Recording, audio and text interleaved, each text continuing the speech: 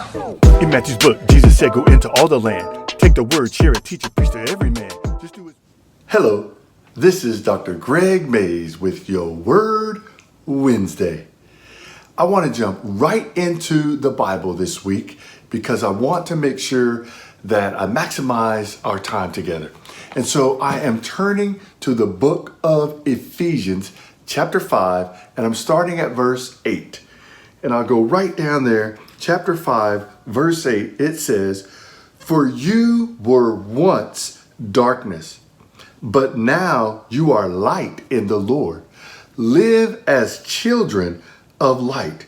For the fruit of the light consists in all goodness, righteousness, and truth. And find out what pleases the Lord. Have nothing to do with the fruitless deeds of darkness, but rather expose them. It is shameful even to mention what the disobedient do in secret. But everything exposed by the light becomes visible, and everything that is illuminated becomes light. That is why it is said, 'Wake up, sleeper, rise from the dead, and Christ will shine in you.'"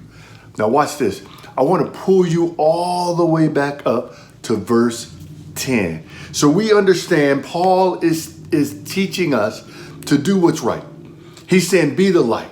He also says that whatever is done in secret, it's going to come out in the light. It's going to become visible because of the light Jesus Christ in you. So watch this. Watch this.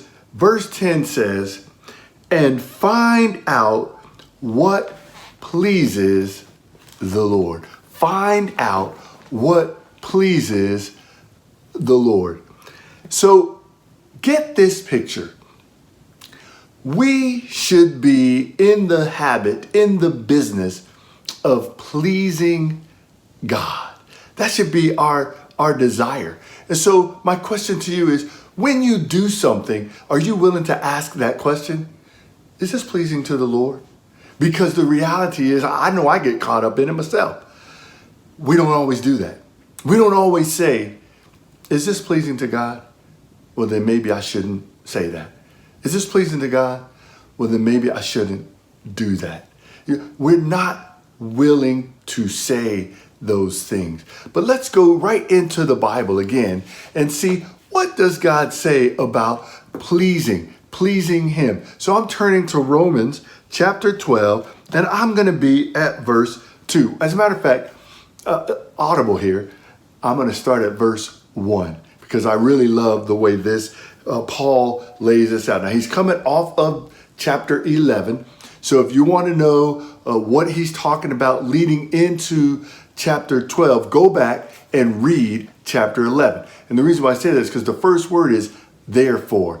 And as Pastor Monty Davis says, when you see therefore, you need to go back and find out what the therefore is there for. So it says, "Therefore, I urge you, brothers and sisters, in view of God's mercy, to offer your bodies as living sacrifices, holy and pleasing to God. This is your true and proper worship." And then it goes on to say, "Do not conform to the pattern of this world," it says, "but be transformed by the renewing of your mind. Then, once you have allowed yourself to be transformed, once you are no longer adhering to the pattern of this world," it says, "then you will be able to test and approve what God's will is, his good, pleasing, and perfect will." You see, if you want to please God, you must offer your bodies as an act of worship to him. You must have faith in him. Isn't that what it says in Hebrews 11, verse 6? And without faith, it is impossible to please God. For anyone who comes to God must first believe that he exists and that he rewards those, must believe that he exists and he rewards those who earnestly seek him. If you want to be pleasing, if you want to please God, start with your faith. Then change your thought pattern. Don't conform to the patterns of this world. Listen to me. I'm going to finish with this. We live in a fallen world. As you look around, understand this world has fallen. 2 Corinthians 4 tells us that the God of this age, meaning the enemy, has blinded the minds. Understand, you're living in a fallen world. So when you see bad things happening to good people, it's because we live in this fallen world. Please God. Don't conform to the pattern of this world. Be transformed by the renewing of your mind so that you may please God.